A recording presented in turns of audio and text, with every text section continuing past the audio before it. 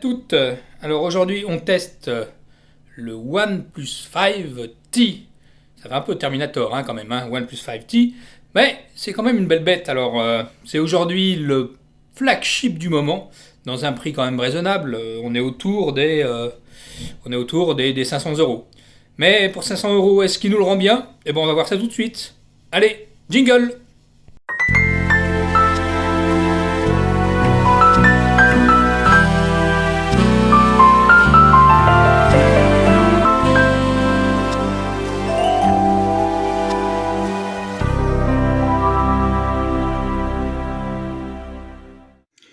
Alors, nous revoilà pour notre fameux OnePlus 5T.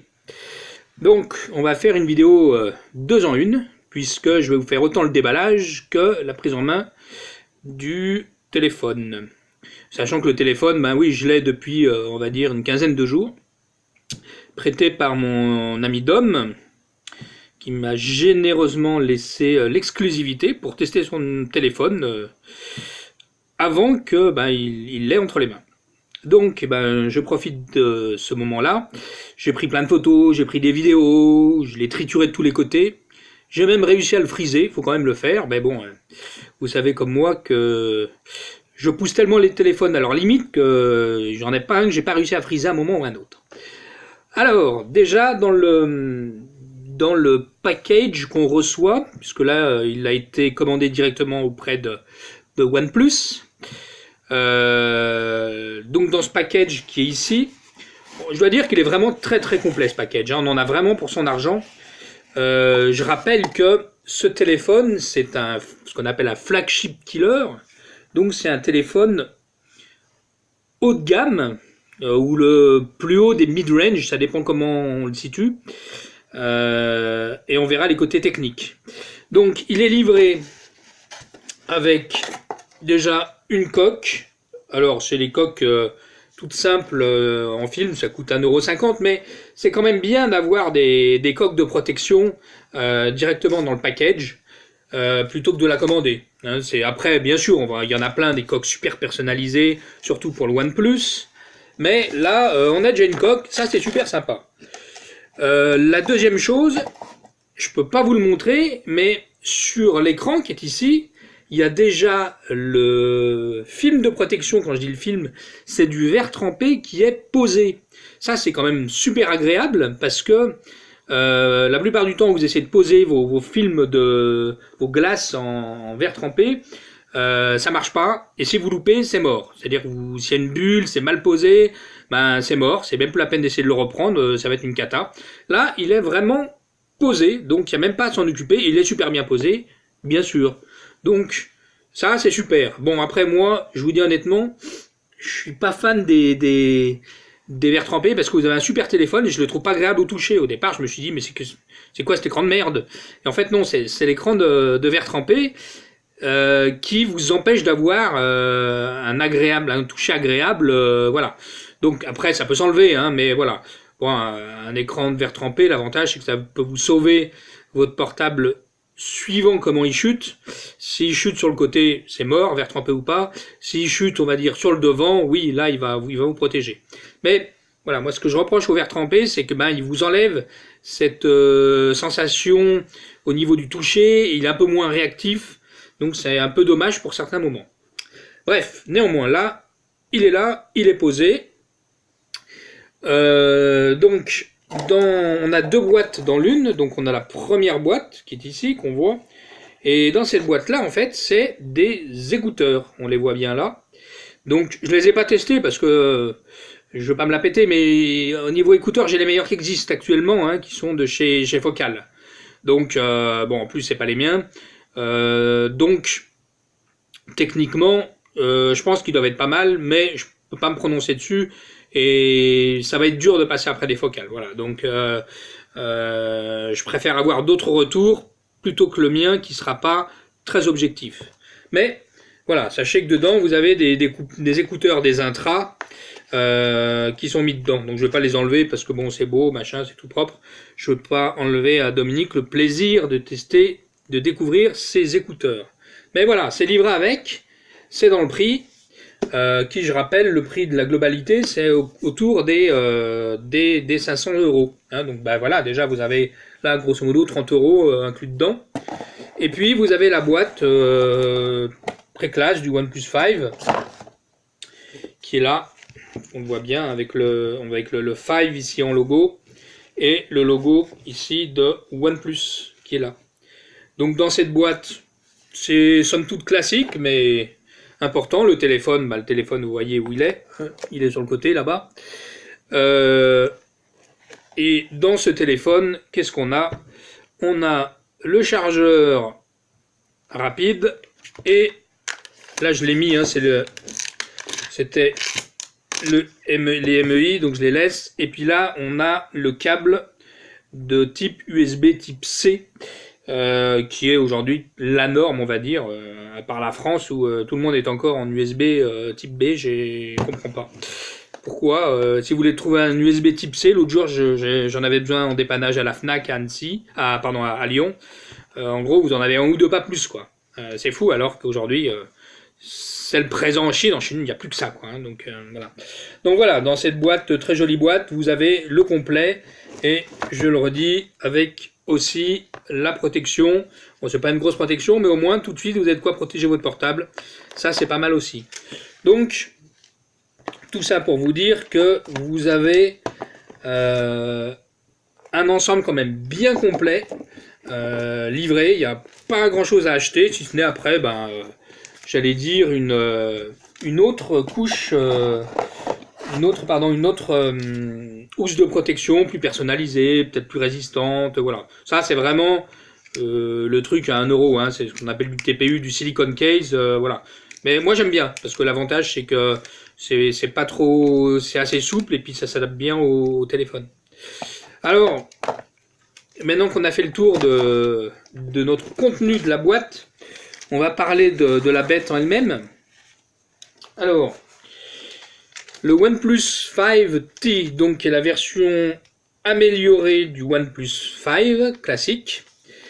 En quelques mots, donc, c'est un écran Full AMOLED. Donc l'AMOLED, j'en avais déjà parlé avant dans le test du Lumidigi. Faut quand même dire que là, c'est un bel écran AMOLED, qu'il est super bien géré. Faut reconnaître, rien à voir avec celui de Lumidigi où ça bavait sur les oranges ou les couleurs vives. Là, il est super bien équilibré. Le réglage, je l'ai fait assez vite. Bon, ne perdez pas de plomb à faire du réglage. On voit que les blancs sont assez blancs. Je critiquerai toujours l'AMOLED jusqu'à ce qu'il arrive à un certain stade, mais quand vous êtes, je vais prendre un exemple sur une page blanche, vous voyez, alors on ne le voit pas là-dessus, mais suivant la façon dont vous le regardez, ou c'est un peu vert, ou c'est un peu orange-rouge. Voilà, ça c'est le souci de l'AMOLED, même si là ça va mieux après qu'il y a eu une période de rodage, voilà. Mais voilà, c'est la seule chose que je reprocherais, mais je suis très tatillon, vous le savez, au niveau de l'AMOLED. Alors, dans la bête, qu'est-ce qu'il y a? Donc, un full écran AMOLED, Full HD. On est en écran, ce qu'on appelle, qui est la nouvelle norme aujourd'hui, c'est-à-dire du 18/9e. Donc, en fait, sur l'écran 18/9e, on a juste un bord qui est là, et un bord qui est en haut. Alors, je vais peut-être mettre du blanc pour que ça soit plus visible. Voilà, donc on voit le blanc, le noir qui est juste en haut, qui est là, et la petite bande qui est là. Alors, c'est bien et c'est pas bien. C'est bien parce que d'un côté, vous avez plus d'écran. Ça vous permet d'avoir un écran de 6 pouces dans un 5.5, grosso modo. Mais le seul souci que j'ai, c'est que maintenant, tous les boutons sont inclus, ce qu'on appelle les boutons virtuels sont inclus dans le système d'Android, c'est-à-dire qu'il n'y a plus de boutons physiques. Et alors là, d'autant moins, c'est que vous avez plus de marge de manœuvre. Alors souvent, en voulant régler, vous, sans faire exprès, comme il y a tellement peu d'écran de marge de manœuvre, vous faites pas gaffe, et vous basculez. Voilà. Ça, c'est le problème de ces écrans 18/9. C'est super parce que du coup, vous allez vraiment prendre tout l'écran, d'accord? Là, on le voit bien. Mais par contre, là, c'est un peu plus bordélique, on va dire, puisque là, on a tendance à, sans faire exprès, faire des actions qu'on n'a pas souhaitées parce qu'on est proche de l'écran. Voilà. Donc, tout ça pour dire, on est bien donc sur une dalle Full Optic AMOLED de 2160 par 1080. Côté puissance, le smartphone il est propulsé par un Qualcomm Snapdragon 835. Donc, comme je vous l'avais déjà expliqué, il y a MediaTek et Qualcomm, principalement sur les téléphones de type Android. Plus un autre, mais celui-là il est plus marginable. Vraiment les deux qui se mènent la guerre, c'est cela. Le Snapdragon 835, c'est le plus haut de gamme de chez Qualcomm. En termes de vitesse de processeur, Qualcomm, les Snapdragon donc, est quand même un niveau au-dessus de MediaTek. Donc vous avez le plus puissant des puissants, grosso modo. Là, vous avez 8 Go de RAM, donc c'est un avion, tout ça pour vous dire quand même que techniquement, c'est vraiment un avion. Il y a bien un capteur d'empreinte au dos. Alors moi, je vais pas en faire l'éloge, parce que moi, je l'utilise jamais. Mais bon, je sais qu'il y a des pro capteurs d'empreinte, d'accord. Et on a une double caméra, qu'on voit ici, qui fait vraiment des photos magnifiques, on le verra après. Donc c'est une double caméra de chez Sony de 16 et 20 mégapixels, capable de filmer jusqu'en 4K, mais le 4K c'est pas ce qu'il y a de mieux, donc je le mets en Full HD 1080p, on verra après, ça fait vraiment des super vidéos. Et en façade, on la voit un petit peu ici, voilà, en façade on est quand même à 16 millions de pixels. Donc voilà,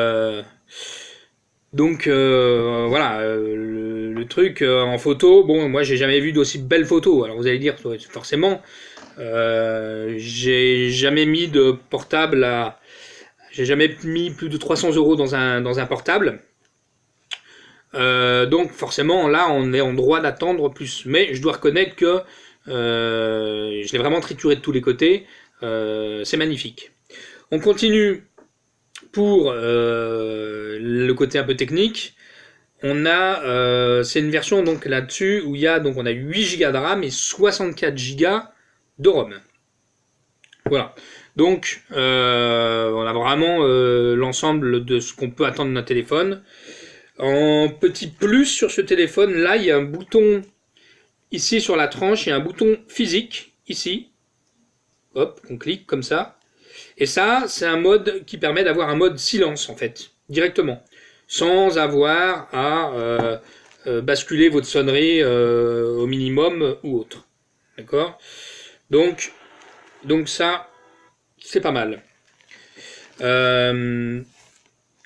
Il est en recharge rapide. Je ne l'ai pas trouvé si rapide que ça en recharge, mais je précise que j'ai pas pris le chargeur de chez OnePlus. Donc, c'est peut-être normal aussi. D'accord ? Donc là, pas de souci à se faire à ce niveau-là. Pour les jeux, j'allais vous dire, tout tourne bien. Je l'ai bloqué une fois, mais parce qu'il y avait au moins, allez, on va dire, 20 tâches qui bossaient en arrière. Donc c'est le seul moment où je l'ai pris à défaut. Sinon, vraiment, j'ai vraiment rien à lui reprocher. Donc là, on a les boutons sur ce côté-là, plus et moins. Là, comme je vous l'ai dit, cette touche qui permet de faire mode silence. Je crois même qu'on peut la paramétrer pour faire autre chose. Et puis ça, c'est pour le mettre en pause. Tout simplement pour le mettre en veille, pardon. Voilà. Donc, à ce niveau-là, au niveau du GPS, pas eu de problème. Il accrochait de tous les côtés, donc on n'a vraiment rien à lui dire. Au niveau des photos, donc j'en parlais tout à l'heure. Donc je vais vous montrer un peu des photos où je me suis amusé. Alors faut pas croire que je passe mon temps à faire ça, puisque je vous rappelle que je suis étudiant. Donc entre deux cours, comme vous pouvez le regarder, je me suis amusé à faire des photos en faisant différents effets.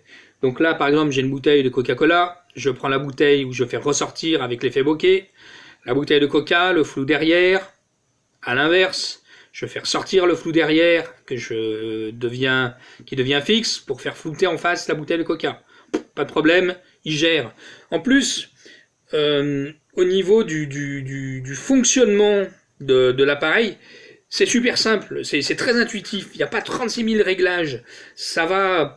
On trouve rapidement ces marques sur sa photo, par exemple là, hop, on va gérer sur sa photo, hop, qu'est-ce que je veux faire, voilà, quel mode, en accéléré, qu'est-ce que je vise, je veux du portrait, sur quoi je vise, est-ce que je mets un effet de profondeur en visant ce portrait, voilà, je fais un effet de profondeur, je mets du contraste, moins de contraste, l'effet de profondeur, c'est où est-ce que je le vise, voilà, ça, c'est simple, vraiment c'est super simple, je crois que j'ai jamais vu un téléphone avec la version photo aussi simple que ça, en 2 minutes ça claque, ça part, on passe pas 2 heures à le régler, il y a vraiment que quelques options, mais finalement c'est les principales, on va pas régler son téléphone pendant 20 heures, on n'est pas tous des photographes pros, d'ailleurs si on est un photographe pro, on fait pas ça avec un portable, on est bien d'accord.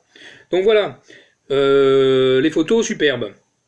Je vous en mets d'autres, voilà, celle que j'ai pris, une bouteille de Pulco avec mon étui à lunettes. On voit bien que les lunettes, les couleurs, elles éclatent, elles sont jolies, mais elles saturent pas. Hein, vraiment, c'est vraiment très très joli de ce côté-là.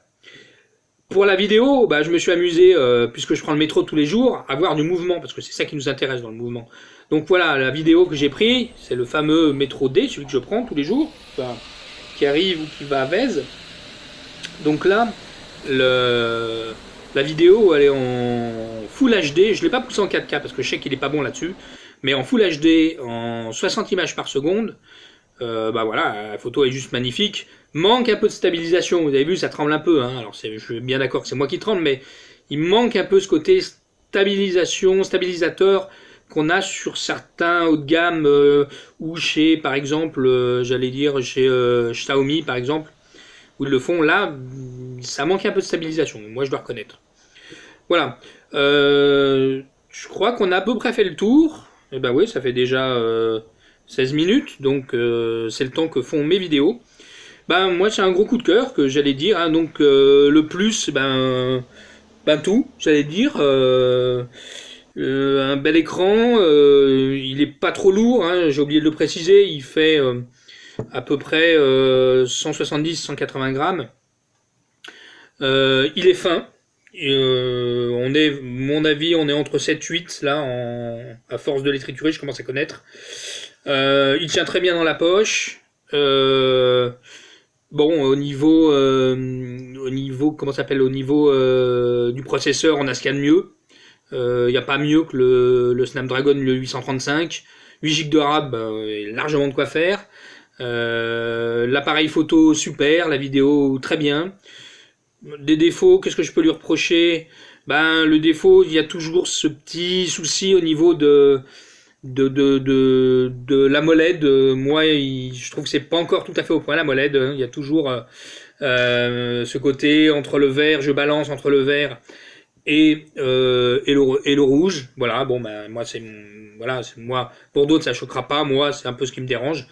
Les photos, j'en ai pris une ou deux, mais je les ai pas mis en mode sombre. C'est pas là où il est le mieux. Pourtant en vidéo, il se débrouille pas trop mal. Bon, le prix, ouais, forcément, il est un peu cher, mais cher par rapport à quoi ou par rapport à qui? C'est sûr que c'est pas cher par rapport à un iPhone ou un Samsung à 1000 euros.